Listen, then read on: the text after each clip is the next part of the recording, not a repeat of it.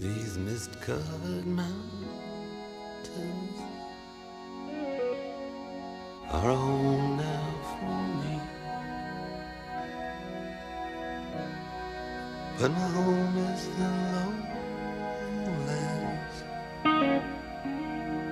and always will be.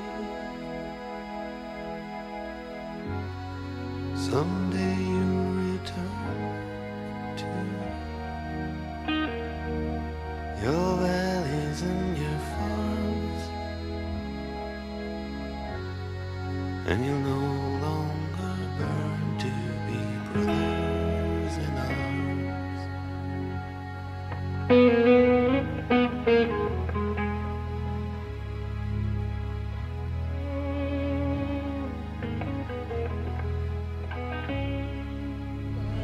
Eh bien, nous sommes aujourd'hui ici Attends, réunis faut parler dans le micro. et on ne sait vraiment pas pourquoi. C'est un hasard malencontreux. Tout le monde s'est retrouvé là et on s'est dit qu'on allait y rester. Voilà. Après tout, il n'y a pas de raison qu'il y en ait un qui soit resté. Through these fields of destruction, baptisms of fire, I've witnessed your suffering as the battle reached high, and though it hurt me so bad, in the fear and alarm, you did not desert me, my brothers in arms.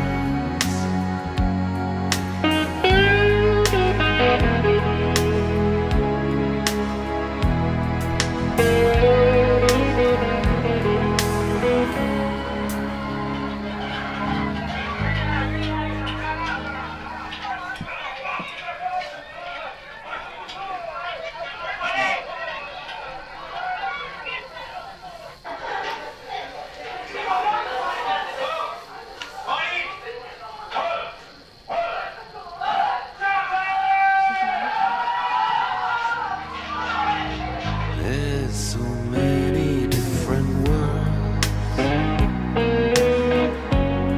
so many different suns, and we have just one world, but we live in different ones.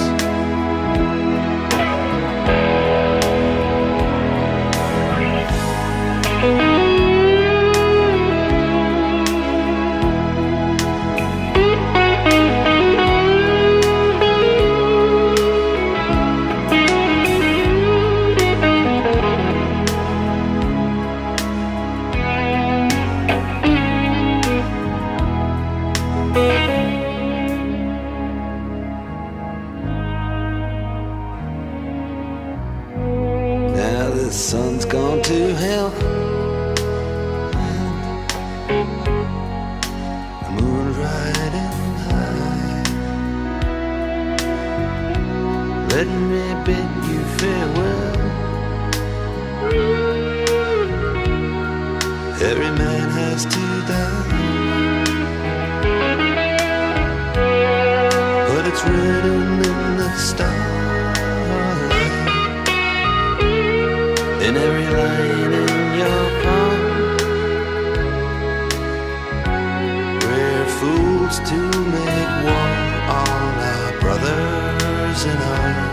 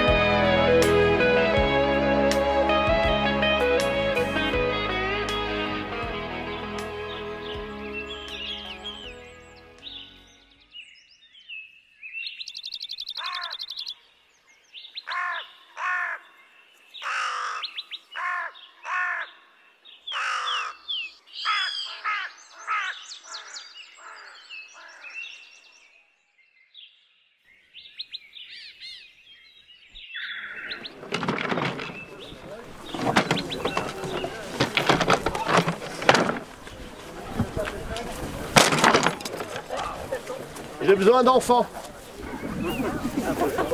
Les jeunes. Les jeunes là. Voilà. Vous allez prendre ces épées. Vous allez en donner une à tout le monde. Allez, exécution. Prenez les épées, vous les donnez à tout le monde. Voilà. Pendant que vous recevez les épées, je vous donne les consignes. Je vous rappelle ou je vous apprends que ici, nous sommes sur le champ de bataille. Dan, le capitaine, a créé cette bataille il y a déjà plus de 15 ans. C'est lui qui a inventé la bataille. Aujourd'hui, vous allez vivre sa dernière bataille. C'est vous qui allez la faire. Quand vous aurez toutes vos épées, vous allez les brandir vers le ciel. Et vous scanderez, non pas out, out, qu'il a fait scander à des milliers de personnes, c'est-à-dire à peu près à 150 000 personnes depuis qu'il a créé la bataille. 150 000 personnes. Vous imaginez ce que c'est?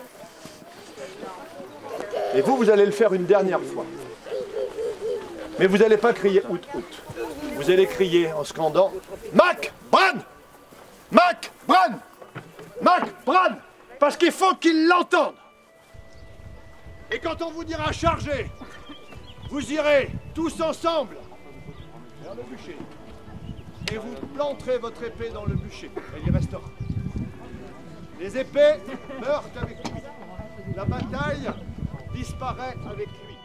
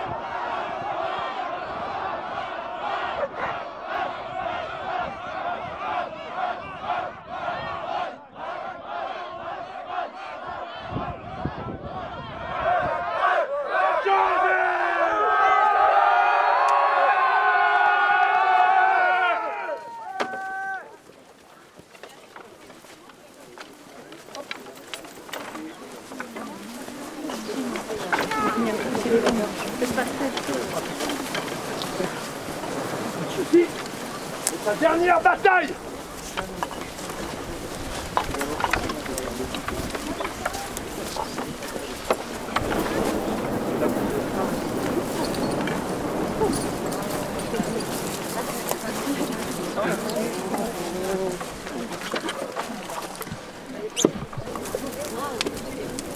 Écartez-vous.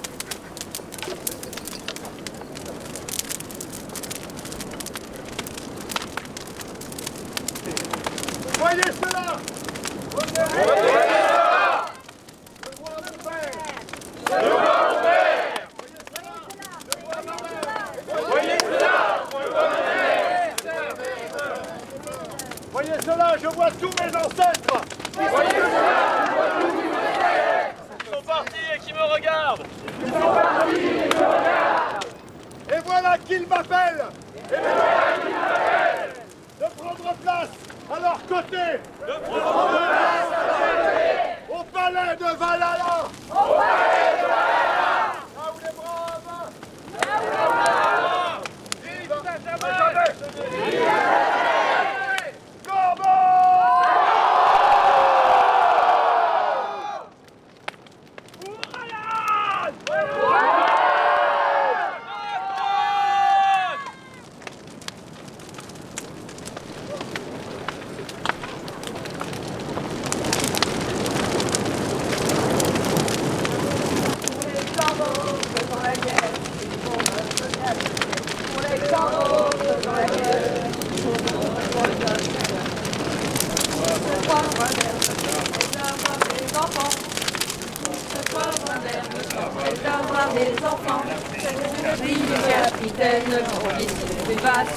Pour les corbeaux, faisons la guerre, suivons notre capitaine.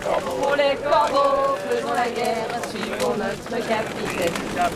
C'est la fille du capitaine, on dit qu'elle y va souvent. C'est la fille du capitaine, on dit qu'elle y va souvent. Au bout de quelques semaines, on fera son cotillon. Pour les corbeaux, faisons la guerre, suivons notre capitaine. Pour les corbeaux, faisons la guerre, suivons notre capitaine. Il tombe par derrière, remonte par devant. Il tombe par derrière et remonte par devant.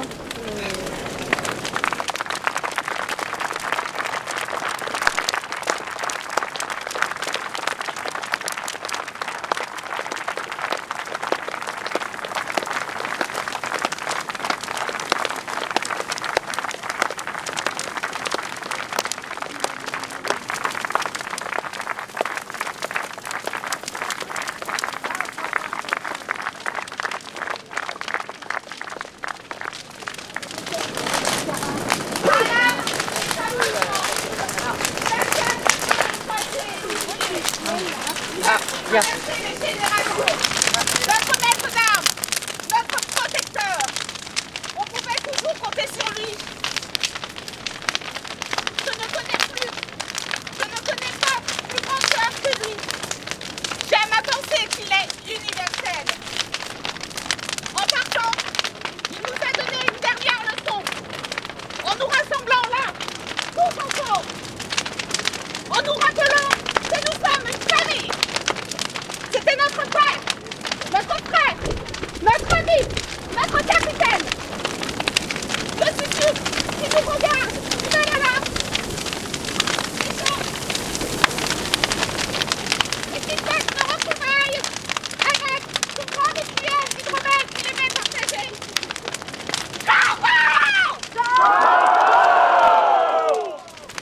Je vais essayer de faire porter la voix, mais hélas, ma voix c'était le capitaine, alors je vais faire ce que je peux.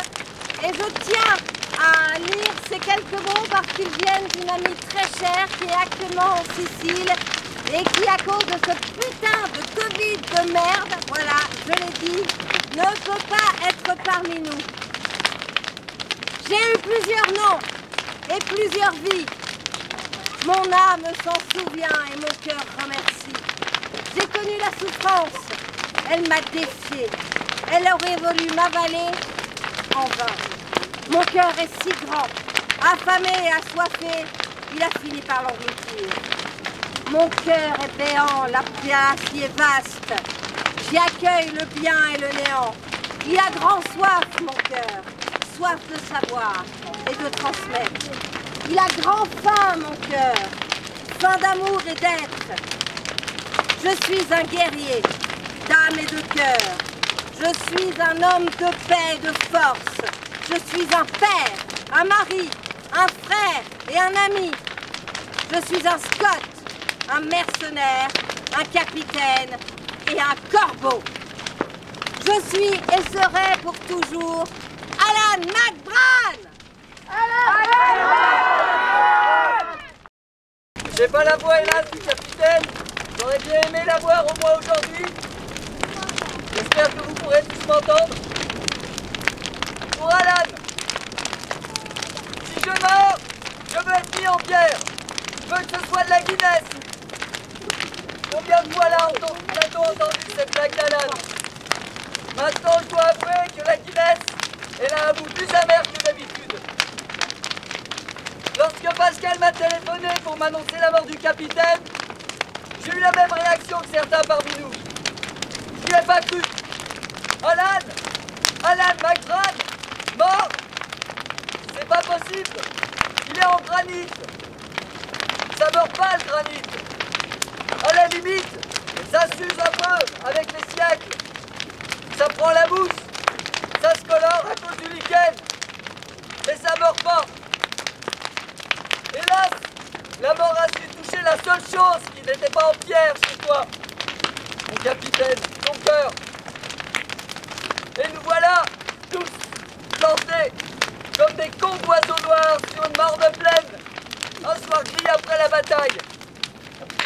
Le plumage en désordre, les plumes du duvet vibrant dans le vent froid, cherchant de nos yeux ronds et humides le grand corbeau, le duc Scorbille. Mais celui-ci s'est envolé.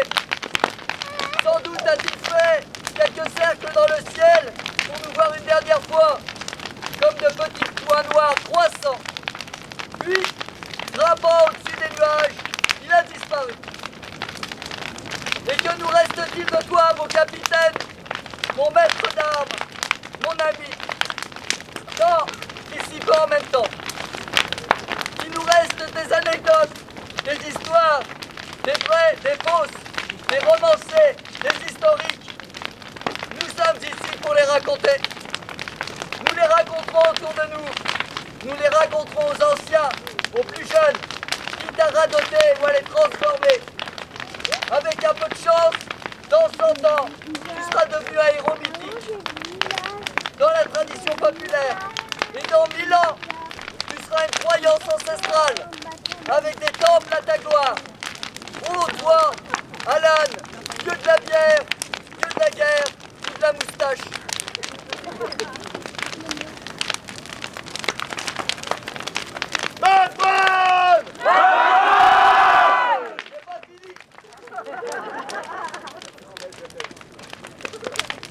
Il nous reste des photos et des films de toi, des enregistrements de ta voix, ta puissante voix qui me fait défaut, capable de faire taire une centaine de personnes en train de crier, de rire et de frapper des effets en bois. Une voix si forte que les collines alentours la renvoyaient presque aussi forte. Une voix, mais aussi une prestance. Quand le capitaine arrivait, ça se savait. D'un point de vue purement scientifique, on aurait pu l'expliquer par l'important volume que tu déplaçais, créant ainsi devant toi de puissants remous d'air. Mais ce n'était pas ça. Non, il y avait quelque chose en même temps d'imposant et d'apaisant chez toi. La bonhomie de l'ours qui peut simplement te renifler et te piquer ta barre céréalière ou t'arracher la tête d'un seul coup de patte. Quelque chose qui imposait le respect, qui permettait aux timides de parler et qui ordonnait aux casse-couilles de fermer sa gueule. Il nous reste ton enseignement. Combien de guerriers, des moyens, des bons, des très bons, des excellents, et moi, sont passés entre les mains expertes d'Alan. Que ceux qui ont appris l'escrime grâce à lui lèvent la main ou l'épée maintenant.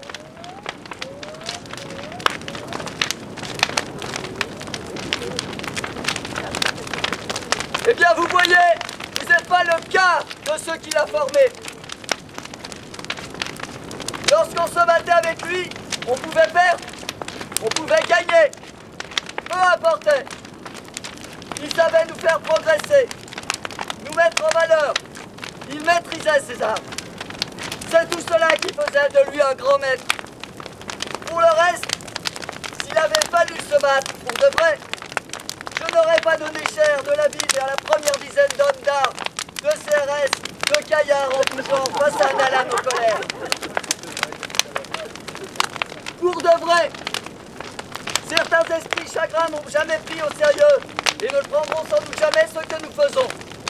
Alan McBride, c'était pas son vrai nom, C'était un jeu de rôle. C'était pas un vrai guerrier. Peut-être que tout cela, c'est de la poudre aux yeux. Mais est-ce qu'on joue pas tous un rôle plus ou moins complexe? L'homme qui met son costume pour sa réunion de cadre dans son entreprise. Le jeune des banlieues qui fait son dur. L'Instagrammeuse qui donne des conseils de mode. L'homme politique qui écoute un air concerné. La vie dure de Lucienne, ouvrière qui vient de perdre son emploi. Après tout, on joue tous une partition plus ou moins acceptée. Sauf qu'Alan, il avait choisi son rôle. Et il lui seyait si bien que le masque avait fini par devenir indissociable de l'homme.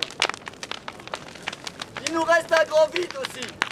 C'est incroyable la vitesse à laquelle le monde change dans ces cas-là. On est là, tranquillement, englué dans les problèmes du quotidien. Mais tout d'un coup, en une phrase, quelques mots, quelques secondes, le monde s'est transformé. Alan est mort. La première envie, c'est de remonter le temps. Finalement, c'était tellement mieux il y a une minute. On était tellement mieux avant.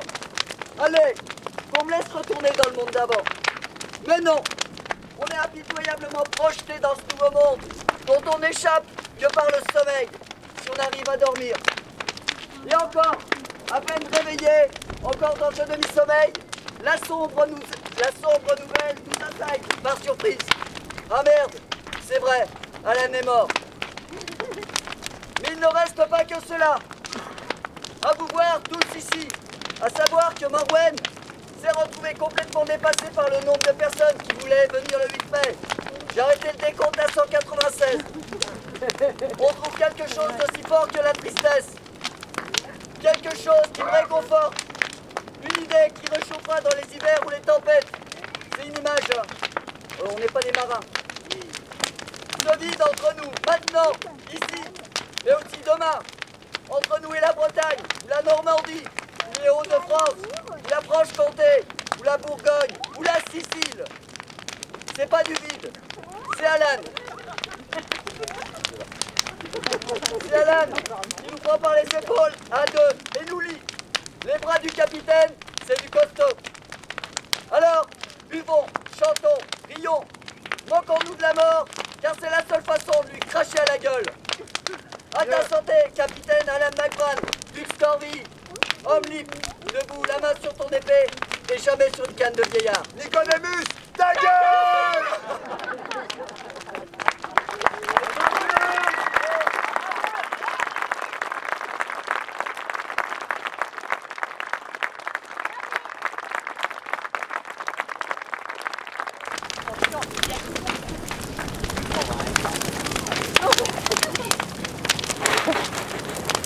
Parlait d'anecdote avec Alan. Il se trouve que parmi une multitude que j'ai en mémoire, il y en a une que j'aimerais vous raconter. Parce que, oui, on peut pleurer Alan, mais pas trop longtemps. Ça va le saouler au bout d'un moment. Alors j'aimerais qu'on garde le sourire, la joie, notre bonne humeur en sa mémoire. Et ce que je vais vous raconter là, je dois avouer que je suis beaucoup moins fort qu'Alan au jeu du... Tu te souviens la fois où... Parce que je compte plus effectivement les fêtes où des fois Alan m'apostrophait comme ça en discutant avec d'autres personnes et il me disait: tu te souviens cette fois où et Alan avait une bien meilleure mémoire que moi pour ce genre de choses et il se lançait dans son discours et moi je l'écoutais racontant nos exploits, nos hautes d'armes à son public d'un soir et j'étais moi aussi son public. Parce qu'il faut bien avouer que de l'entendre comme ça narrer cette petite anecdote, cette petite anicroche, ben ça devenait dans la bouche d'Alan une aventure épique. tous ces moments de vie devenaient, grâce à lui, rocambolesques. Alors ce soir, cet après-midi, c'est à mon tour de me prêter à ce jeu du... Tu te souviens, Alan, la fois où on avait fait la connaissance d'une famille irlandaise? C'était au tout début de Salvaterra. J'étais venu mettre les mains fortes pour un peu de combat, un peu de calligraphie, un peu d'héraldique. Et c'est à l'occasion d'un atelier héraldique où je fis connaissance avec cette famille irlandaise. J'avais pour habitude, au début de cet atelier, d'introduire par une petite phrase en irlandais qui faisait à peu près ceci. Cabut. Et à partir de là, je marquais un blanc, laissant faussement l'occasion au public de me répondre et de me saluer à leur tour. Je m'offusquais alors de ce manque de politesse de ces gens du XXIe siècle qui n'avaient même pas la courtoisie de me répondre alors que je venais de me présenter. Mais ce jour-là, un homme me répondit. C'était le père de famille de cette tribu irlandaise qui était venu nous visiter. J'étais pris à mon propre jeu. Alors croyez bien que, suite à cela, je m'évertuais à traduire tout mon atelier en anglais. Je leur accordais une importance un peu plus particulière cette journée-là. Et ça leur a bien plu d'ailleurs, cette famille. Parce que, tu te souviens, Alan, ils étaient passés chez toi un petit peu avant, quand tu les accueillais encore ici sur ce champ de bataille. Et toi aussi, tu leur avais fait tout ton speech en anglais. Et bien entendu, tu les avais choisis comme, disons, volontaires désignés d'office. Et toute la journée, tu te souviens, on s'était lancé dans un espèce de concours de celui qui traduirait en plus vite ce que disaient les autres intervenants. Ouais, ça nous faisait rire. Et puis, c'est marrant, je me souviens encore du nom de la famille qui était venue nous voir d'Irlande. Il se nommait MacDonald. Alors, on n'a pas pu retenir un espèce de... avec Alan, pas moqueur, mais un peu narquois tout de même. Forcément, parce que aujourd'hui, quand on entend McDonald's, on pense plus à des gros hamburgers. Pourtant, pour finir comme l'aurait fait certainement Alan, sur une note pédagogique, McDonald est un nom typiquement irlandais. Il signifie fils de Donald. Mac veut dire fils ou descendant de. Et Donald vient de Donald,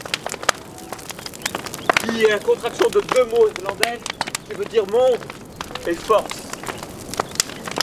Je te salue, Alan!